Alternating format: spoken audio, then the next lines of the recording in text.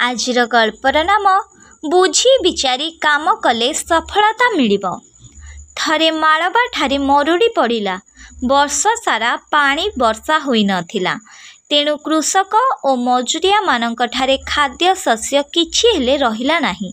पुणी कूआ पोखरी मानकर पानी मध्य सुखीगला। लोके भोकरे मरिबाकु लागिले। अनेक लोक गाँ छाड़ी दूर देश को चलीगले।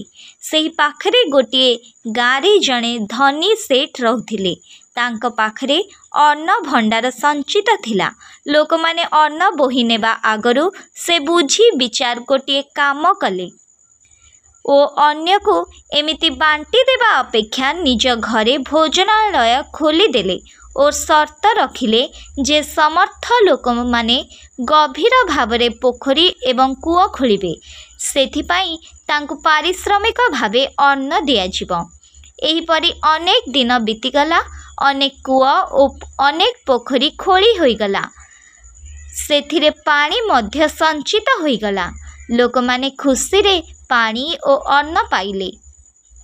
परे सेही पानी को कृषक माने चाष काम रे लगाइले। खाद्य शस्य उत्पन्न हैला। लोके खाई पी खुशी रे रहिले। अनेक लोकंकर जीवन बंचीगला।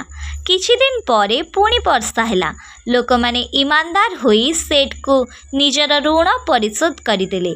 सेठ बुझी विचारी काम करिबा द्वारा लोकंक उपकार हैला और तांकर सम्मान बढ़िला। तांकर मध्य किछि क्षति हैला नाही।